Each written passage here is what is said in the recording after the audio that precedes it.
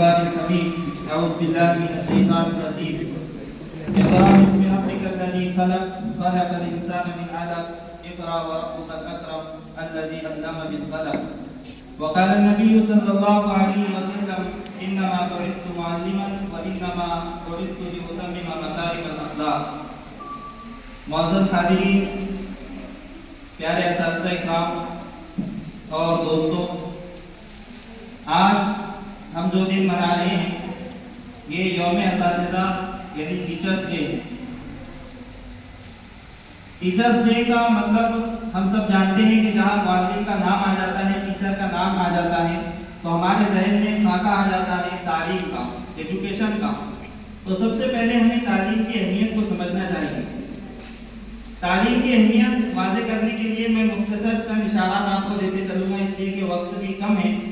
سب سے پہلی چیز تو یہ کہ تعلیم کی اہمیت جو ہمیں پتہ چلتی ہے وہ اس بات سے کہ قرآن مجید میں اللہ تعالیٰ نے فرمایا کہ انسان جو ہے اشرف المخلوقات ہے، یعنی تمام جو مخلوق پیدا کیا ہے اللہ نے، چرند پرند پیڑ پودے اور اسی طرح سے جتنی چیزیں ہم دیکھ رہے ہیں دنیا کے اندر، ان سب میں اگر کسی کو اہمیت اور حیثیت حاصل ہے تو وہ انسان کو حیثیت حاصل ہے۔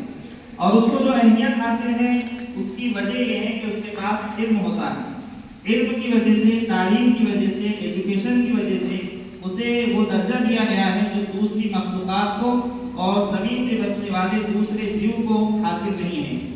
اسی طرح قرآن کی جو پہلی وحی ہے، قرآن جو مذہب اسلام میں بلکہ پوری انسانیت کے لیے یہ تو ایک ہدایت نامہ ہے، لیکن چونکہ مذہب اسلام میں اس کو ایک خاص تقدس حاصل ہے، اس کو خاص جو ہے اہمیت حاصل ہے، تو اس کی جو پہلی آیت ہے، پہلا درس اور پہلا پاٹ جو ہے وہ شروع ہوتا ہے اقرا کے لفظ سے، اور عربی زبان میں اقرا کے جو معنی ہوتے ہیں وہ ہوتے ہیں پڑھ، یعنی تعلیم حاصل کرو۔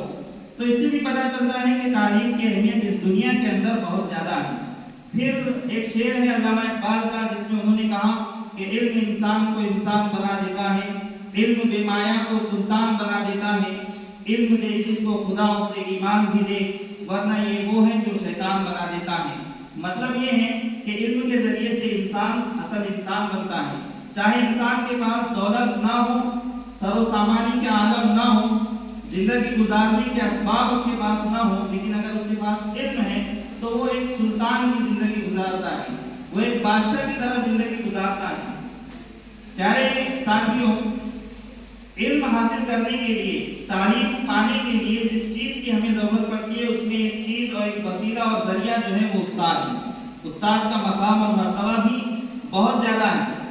قرآن کی ایک آیت سے اس کا پتہ چلتا ہے کہ اللہ تعالیٰ خود ایک استاد ہے، کیونکہ اللہ تعالیٰ نے فرمایا وَعَلَّمَ آدَمَ الْأَسْمَاءَ كُلَّهَا، کہ جب انسان کو اللہ نے پیدا کیا، آدم کو پیدا کیا، تو اس آدم کو اللہ نے کچھ نام سکھائے۔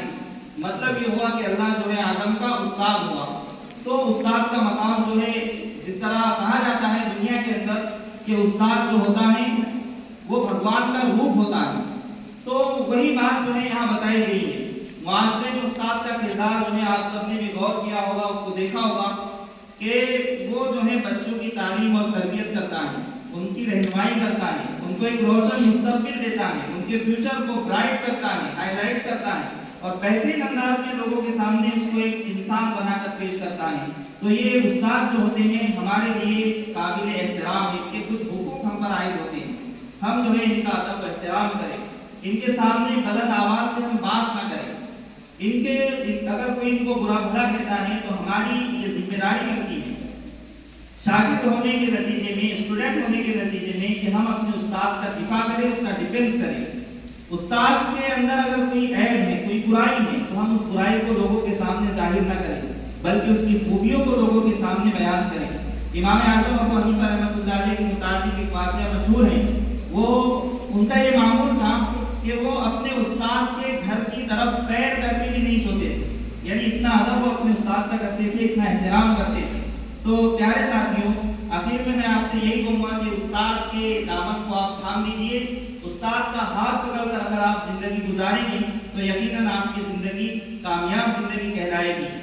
سبق پڑھ کر پڑھا دینا ہنر ہے عام لوگوں کا، جو دل سے دل جلاتا ہے اسے استاد کہتے ہیں۔